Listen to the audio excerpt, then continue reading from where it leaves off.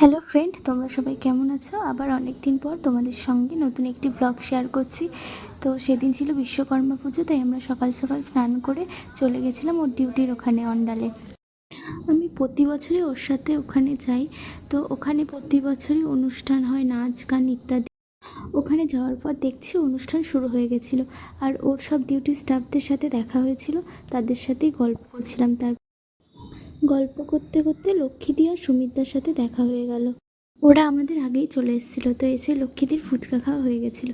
প্রতি বছর এখানে ফুচকা, কফি এবং আইসক্রিমের স্টল বসে।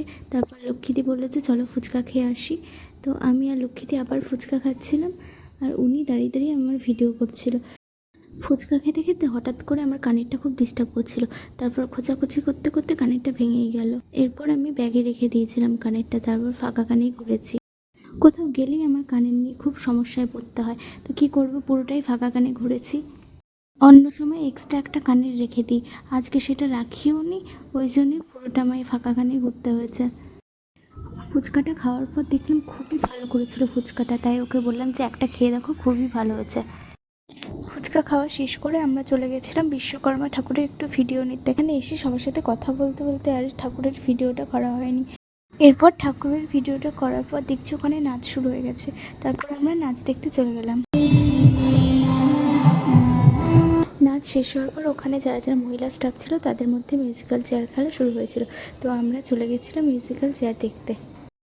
তো কিছুক্ষণ খেলা দেখার পর আমার খুব তেষ্টা পেয়েছিল। তারপর উনি চলে গেল আমার জন্য জল আনতে। তারপর জল টল খাওয়ার পর বাড়ি থেকে ফোন এসেছিল।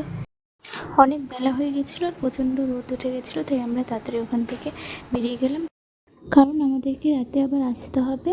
রাতে এখানে আবার অনুষ্ঠান আছে, ওই জন্যই আমরা তাড়াহুড়ো করে বেরিয়ে গেলাম, কারণ বাড়ি গিয়ে একটুখানি ঘুমাতে হবে, নাহলে শরীর ভালো লাগবে না। তো যাই হোক, বাড়ি যাওয়ার পর আর অনেক লেট হয়ে গেছিলো, সেই জন্য আর ঘুমানো হয়নি, একটু শুয়েছিলাম। তারপর উঠে দেখছি সবাই এসে রেডি হয়ে গেছে, আর আমি রেডি হতে পারিনি, তাই তাড়াহুড়ো করে রেডি হয়ে গেলাম। আর মা বলল যে আমি বেনুনিটা করে দিই, তাই মা আমাকে বেনুনি করে দিচ্ছিল। রাতে আমরা অনেকেই গেছিলাম, আমি, বোন ও সৈকত আর সৈকতের বউ। কেন দেখ দেখ এবার আয়না দিয়ে বিনুনিটা কত সুন্দর হয়েছে। মা বেনুনি করছিল আর আমাকে কথা শোনাচ্ছিল, কারণ আমি চুলে একদমই তেল নিই না, ওই জন্য। তো যাই হোক, আমরা রেডি টেডি হয়ে সবাই মিলে বেরিয়ে গেলাম। আমাদের বেরোনোর কথা ছিল 6:30টায়, আর আমরা বেরিয়েছিলাম 7:30টায়। ওইদিকে ওনারা কি গাড়ি নিয়ে খোঁজাখুঁজি করছিল, তাই আমরা সেলফি তুলতে ব্যস্ত হয়ে গেছিলাম।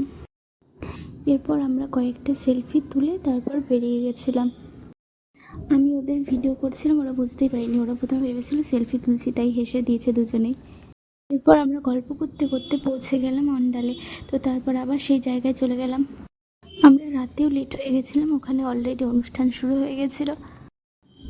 আর এই যে আরেকজন আমাকে ভেঙাতে শুরু করে দিয়েছিল। ওখানে যাওয়ার সময় দেখছি রাস্তায় পুরো জল হয়ে গেছিলো, তাই আমরা ভাবলাম যে কিছুক্ষণ এখানে থেকে তাড়াতাড়ি বেরিয়ে যাব।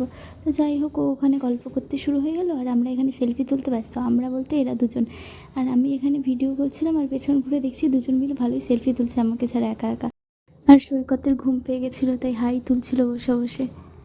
আমরা ওখানে কিছুক্ষণ ছবি টবি তোলার পর বেরিয়ে গেছিলাম, কারণ এরপর না বেরোলে আমরা যেতেই পারবো না, পুরো রাস্তায় জল ভরে গেছিলো, আস্তে আস্তে জল বাড়ছিল, ওই জন্যই আমরা আর বেশিক্ষণ দাঁড়াইনি, আমরা বেরিয়ে গেছিলাম।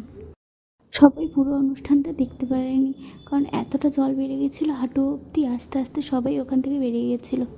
ওখানে যাওয়ার সময় আমি ভালোই জানলার পাশে বসে গেছি, কিন্তু আসার সময় আর জানলার পাশে বসা হয়নি, কারণ বোন আমাকে পটিয়ে পাটিয়ে বসে গেছিলো। আমাকে পুরো রাস্তা মাঝখানে বসে বসে আসতে হয়েছে। বোনকে ভয় দেখাচ্ছিলাম যে আমি তোমার গায়ে ঢালবো, তাও ওঠেনি। এরপর বাড়ি আসার পর আমার শরীরটা খুব খারাপ লাগছিল, কারণ বারবার যাওয়া আসা করেছি। তাই ভিডিওটি এই পর্যন্তই। যদি ভিডিওটি ভালো লাগে অবশ্যই একটি লাইক করে দেবে।